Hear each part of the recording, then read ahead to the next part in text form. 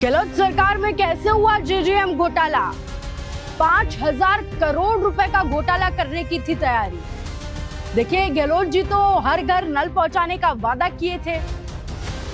अब नल तो पहुंचे नहीं, लेकिन उनकी सरकार में रहे सभी बड़े बड़े अधिकारी और चहेते लोगों की जेबों में करोड़ों रुपए समय से पहुंच गए और अब उन्हीं लोगों को भजनलाल सरकार पकड़ पकड़ कर जेल में डाल रही है। भजनलाल सरकार ने जेजेएम घोटाले में जांच करना शुरू किया तो पाया गया कि ये घोटाला, जिसे 960 करोड़ रुपए पर रोक दिया गया है, ये घोटाला 5,000 करोड़ रुपए का करने की तैयारी थी।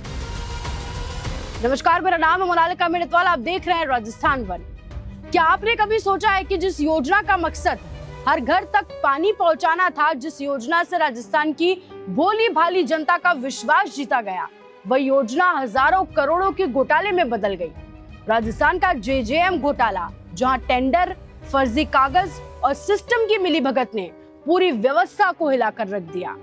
जल जीवन मिशन यानी हर घर जल योजना, सरकार ने करोड़ों नहीं हजारों करोड़ों रुपए खर्च करके इसका प्लान बनाया, लेकिन इसी योजना के अंदर एक ऐसा खेल खेला गया जिसमें नियमों को तोड़ा गया और सिस्टम को मोड़ा गया। राजस्थान के कई जिलों में चल रही इस योजना का उद्देश्य था हर घर तक पानी पहुंचाना, लेकिन इसी योजना के नाम पर एक ऐसा खेल खेला गया जिसने सरकारी सिस्टम की पारदर्शिता पर ही सवाल खड़े कर दिए। कहानी शुरू होती है टेंडर प्रक्रिया से। सरकार ने हजारों करोड़ों रुपए की लागत से पानी की पाइपलाइन और सप्लाई सिस्टम तैयार करने के लिए टेंडर जारी किए, जिसमें नियम साफ थे कि योग्य कंपनियों को ही काम मिलना चाहिए और दरें भी तय मानकों के भीतर ही होनी चाहिए। और यहीं से शुरू हुआ असली खेल और बड़ा खेल, जिसने इस योजना को घोटाले में बदल दिया। कुछ कंपनियों ने टेंडरों में शर्तों से कई ज्यादा ऊंची दरों पर आवेदन किया। सामान्यतः ऐसी बोलियों को खारिज कर देना चाहिए था, लेकिन यहाँ उल्टा हुआ। इन ऊंची दरों को न केवल स्वीकार किया गया, बल्कि फाइनेंस कमेटी ने भी इन्हें पास कर दिया, क्योंकि वो कमेटी भी मिली हुई थी। धीरे धीरे खुलासा हुआ कि ये सब कुछ एक सुनियोजित साजिश का हिस्सा था। इस साजिश में फर्जी दस्तावेज और मिलीभगत का जाल बिछाया गया। जांच में सामने आया कि कई कंपनियों ने अपनी पात्रता साबित करने के लिए फर्जी अनुभव प्रमाण पत्र यानी कि फर्जी एक्सपीरियंस सर्टिफिकेट्स भी तैयार करवाए। मुकेश पाठक नाम के एक व्यक्ति ने महेश मित्तल से पैसे लेकर श्री श्याम ट्यूबवेल और श्री गणपति ट्यूबवेल कंपनी के नाम से फर्जी दस्तावेज तैयार किए। ये दस्तावेज इतनी सफाई से बनाए गए कि अगर कोई पहली नजर में इन्हें देखे तो बिल्कुल असली लगे। यही नहीं, मुकेश पाठक ने खुद को विजय शंकर बनाकर केरल की एक कंपनी से मिलने और वहां के अनुभव प्रमाण पत्र का सत्यापन कराने का नाटक भी किया। यानी कि पूरा सिस्टम धोखा देने के लिए पहचान तक बदल दी गई।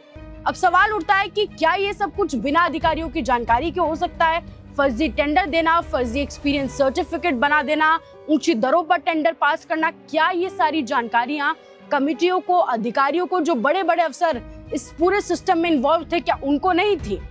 इस घोटाले में केवल कंपनियां ही नहीं, बल्कि कई बड़े बड़े अधिकारियों पर भी सवाल खड़े हुए। सुबोध अग्रवाल का नाम आप सुन चुके हैं, जिनके आगे पीछे पहले पुलिस घुमा करती थी, वह पुलिस के सामने बैठकर रो रहे हैं। इस घोटाले की जांच में पाया गया कि शिकायतें मिलने के बावजूद उच्च अधिकारियों ने कोई भी ठोस कार्रवाई नहीं की। टेंडर प्रक्रिया में गड़बड़ियों के संकेत होने के बावजूद उसे जारी रखा गया। फर्जी कंपनियों को भी योग्यता के बावजूद टेंडर जारी किए गए। जांच में यह भी सामने आया है कि कुछ अधिकारियों ने अपने पद और प्रभाव का इस्तेमाल करके आरोपियों को फायदा तक पहुंचाया, यानी कि आरोपियों को सजा दिलवाना तो दूर की बात है, उन्हें फायदा पहुंचाया। मामले की जांच के दौरान कई बार आरोपियों को रिमांड पर भी लिया गया, लेकिन हर बार एक ही बात सामने आई: दबाव, राजनीतिक प्रभाव और अंदरूनी सेटिंग के कारण जांच को कमजोर करने की पूरी कोशिश की गई और ये जांच सीएमओ तक भी पहुंची है, जैसा मैंने आपको मेरी पिछली वीडियोस में बताया है। फर्जी रिपोर्ट्स तैयार की गई, शिकायतों को दबाया गया और कई मामलों में कार्रवाई को टाल ही दिया गया। क्या आप सोच सकते हैं कि कितना बड़ा घोटाला है? अगर पूरे मामले की गंभीरता देखी जाए तो ये घोटाला हजारों करोड़ रुपए तक पहुंच सकता था अगर इसकी जांच अभी वर्तमान सरकार शुरू नहीं करती तो। सिर्फ कुछ टेंडरों में ही तकरीबन 14 करोड़ रुपए का अनुचित भुगतान सामने आया, जबकि कुल मिलाकर नुकसान का आंकड़ा और भी बड़ा हो सकता है। ये सिर्फ एक घोटाले की कहानी नहीं है जो मैं आपको सुना रही हूँ, बल्कि उस सिस्टम की सच्चाई है जिसमें नियमों को मोड़ा गया, फर्जीवाड़े को बढ़ावा मिला, हमारे अधिकारियों ने दिया, हमारे सिस्टम, हमारी सरकार ने दिया और जनता के पैसे का खुलकर दुरुपयोग हुआ।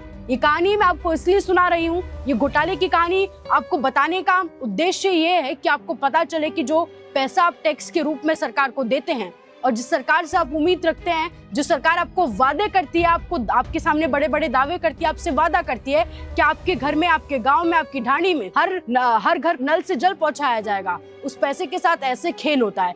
अधिकारी, सारे बड़े बड़े अफसर इन चीजों में इन्वॉल्व होते हैं, करोड़ों रुपए पा जाते हैं और जनता को इस तरीके से बेवकूफ बना दिया जाता है। ये वो घोटाला है जिसे साल दर साल राजस्थान की जनता याद रखेगी, क्योंकि सोचिए, पानी जैसी, जल जैसी चीज के नाम पर जनता का विश्वास जीता गया और इतना बड़ा घोटाला सरकार में होगा और उसमें इन्वॉल्वमेंट सबका था। बात धीरे धीरे चीजें सामने आ रही हैं, जांच अभी भी जारी है, लेकिन तमाम चीजें जो सामने आती है उससे बिल्कुल अच्छे से साफ हो जाता है कि सरकार से लेकर अधिकारी तक, सिस्टम, सब लोग इसमें इन्वॉल्व थे। आप क्या कहेंगे इस पर कि कैसे राजस्थान की जनता को बेवकूफ बनाया जा रहा है? कमेंट सेक्शन में आपकी राय आप हमें इस पर जरूर बताएं और ऐसे जुड़े राजस्थान के साथ।